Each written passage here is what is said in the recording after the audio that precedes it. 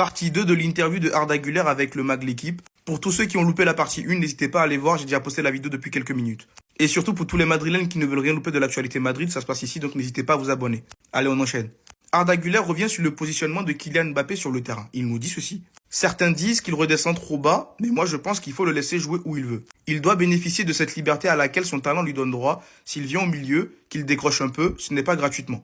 Il a la connaissance pour, il comprend ce que le jeu réclame. Et il finit en disant, quand il fait ça, c'est à moi d'aller occuper sa place. Alors d'un côté, je trouve qu'il a raison, et d'un autre côté, en vrai, ça dépend. Parce qu'en soi, oui, c'est bien, Kylian Mbappé, il aime bien décrocher. En vrai, si ses autres coéquipiers comprennent son style de jeu et arrivent à s'adapter à ce dernier, je trouve que ça peut être pas mal. Surtout que Xabi Alonso, qui est l'entraîneur principal, n'a aucun problème avec ça et trouve que Kylian Mbappé, de par son déplacement, apporte du danger un peu partout. Mais moi, je pense que Kylian, s'il redescend, effectivement, faut qu'il y ait quelqu'un qui aille prendre sa place et il faut que ça permute. Mais d'un autre côté, il faut que Kylian aussi comprenne qu'il est un neuf, il doit faire des appels de balles, chose qu'il fait, je trouve, lors des matchs. Il le fait pas tout le temps, mais il le fait quand même. Parce qu'il faut pas oublier, ça reste un neuf. Donc voilà, ce n'est pas un 10, c'est un neuf, ou limite un faux neuf si on veut. Ensuite, Arda Güler revient sur la comparaison de son duo avec Mbappé et le duo Ozil Cristiano Ronaldo. Et il nous dit, la comparaison fait plaisir, ils ont fait de grandes choses, mais les accomplissements importants, c'est l'équipe entière qui va aller chercher, jamais deux joueurs. Merci pour cette mentalité, et mon gars, tu as totalement raison. Ensuite, Arda Güler sur les 2 saisons d'adaptation qu'il a dû avoir avant d'être un joueur important. Je savais que j'étais dans le plus grand club du monde, mais dès mon premier entraînement, j'ai su que j'avais les qualités pour jouer. Je n'ai jamais douté que je finirais par avoir du succès ici. Garde cette mentalité, mon garçon. Il n'y a que comme ça que tu vas réussir dans ce club. Du bon travail et de la bonne mentalité. Et moi, personnellement, tout le monde le sait, Arda Güler, je mets beaucoup d'espoir en lui. Et pour finir, Arda Güler sur son manque de temps de jeu à ses débuts au Real Madrid. Il nous dit ceci. Kronis Salafat m'avait décrit le plan, il m'a dit que ce serait difficile la première saison et que c'était logique pour un joueur qui n'avait connu que la Turquie. Il m'a aussi dit que j'arrivais pour l'après Luka Modric et Toni Kroos. Les choses étaient claires, sincères et c'est mieux comme ça. Donc pour ceux qui se demandaient pourquoi Arda Güler ne se plaignait jamais, en partie c'est parce qu'il savait clairement qu'il venait pour l'après Luka Modric et Toni Kroos. Il ne pouvait pas venir comme ça et commencer à s'installer tout de suite, sachant que les deux joueurs étaient encore là. Et donc du coup Arda Güler a préféré être patient. Par contre, si cette saison, il remarquait qu'il n'avait pas de temps de jeu important, il serait parti, je pense. Donc voilà. Je vous ai résumé un tout petit peu l'interview de Arda Güler. Dites-moi ce que vous en avez pensé dans les commentaires. Et surtout, pour ne rien louper, vous savez ce qu'il vous reste à faire. Abonnez-vous. Il a compris, story Instagram. Arda Güler, vous avez vu comme Mbappé fait des pubs. Il fait pas des pubs à n'importe qui. Il fait la promo parce qu'il sait que Arda est disposé à se mettre à son service. Vous avez vu. Et c'est pas une mauvaise chose parce qu'en soi, de cette manière, Arda il peut briller. Il peut faire parler de lui, il peut faire parler ses performances et ses qualités de passe entre autres. Parce qu'avoir un attaquant comme Mbappé, c'est pas donné à tous les passeurs. Hein.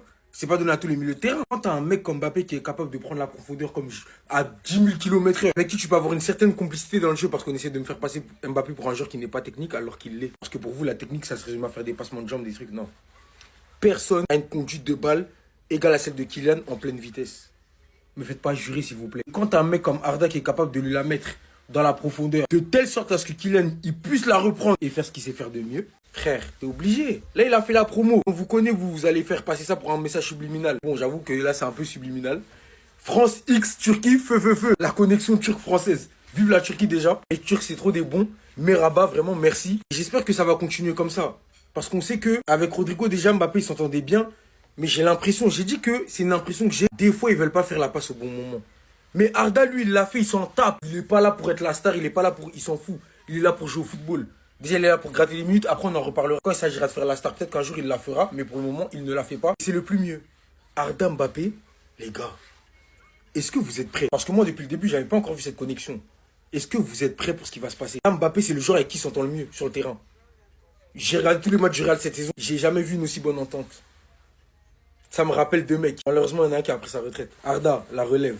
On est avec toi. Restez sobre, abonnez-vous les gars, ça attrape. Est-ce que la connexion Arda Güler-Mbappé ne peut pas dépasser la connexion Ozil Cristiano Ronaldo? Non, parce que cette connexion était légendaire. C'était rare de voir deux joueurs aussi bien se trouver et aussi bien s'entendre au sein d'un collectif aussi concurrentiel que le Real Madrid. Mais ce qu'on voit d'Arda Güler et Mbappé, ça ressemble à ça. Il y a des prémices. On sent le truc. Gaieté, même à l'entraînement, ça se trouve facilement. Les deux joueurs se comprennent.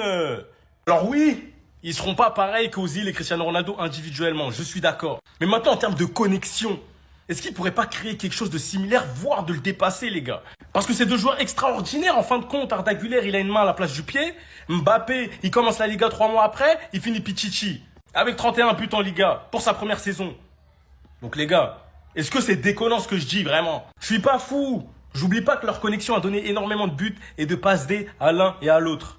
Mais les gars, On est sur quelque chose, je vous le dis, Arda Güler, Mbappé, mais on est sur quelque chose. Il faudrait que Xabi Alonso laisse Arda Güler jouer et il faudrait que ces deux arrivent à créer cette connexion-là.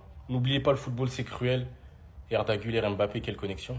Les gars, on va parler des blessés, des retours, Cristiano et Mbappé, et même un nouveau milieu de terrain surprenant qui intéresse le Real Madrid. Mais avant ça, les gars, n'oubliez pas de vous abonner, on est bientôt 10 000, on est sur la dernière ligne droite. Les gars, c'est donc officiel, Dino Hussein va rater son match contre Getafe.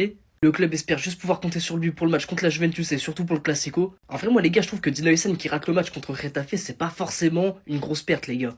Si on y pense sérieusement, il a quelques déchets techniques et pour moi je trouve que honnêtement contre Getafe, une charnière centrale composée de Militao et de Raúl Asensio, ça peut clairement faire le taf. Il y a aussi beaucoup d'optimisme à Valdebebas concernant Trent Alexander-Arnold et Dani Carvajal. Les deux seront disponibles contre le Barça, mais je préfère voir un Dani Carvajal qu'un Trent Alexander-Arnold défensivement. Les gars, on va se faire bouffer si Trent il est là, je le sens. Les gars, aussi quelque chose de très impressionnant, le Real Madrid serait intéressé par Gilberto Moura. Les gars, c'est franchement bizarre qu'on s'intéresse à un joueur de l'Inter Miami, je sais pas ce qu'il vaut ce mec là, je regarde pas ce club. On a pris Franco Mastantuono de River Plate, mais le niveau il est quand même bien plus élevé, et puis il a 16 ans, à voir ce qu'il va valoir vraiment dans la durée. Les gars, pour finir, on a encore une annonce de Mbappé qui parle de Cristiano. J'ai le même nombre de buts que lui en autant de matchs. En vrai, les gars, oui, d'accord, mais le gars Cristiano, il a fait ça pendant 9 ans. Mbappé, il est là depuis 1 an et demi. Les gars, Mbappé, il a totalement raison de pas s'attarder sur ce genre de stats. Il faut qu'il se concentre sur ce qu'il va faire lui au Real Madrid et essayer d'écrire sa propre histoire. Donc les gars, c'était à peu près tout pour la vidéo d'aujourd'hui. Donc comme d'hab, n'hésitez pas à me dire ce que vous en pensez en commentaire et à vous abonner pour m'envoyer de la force.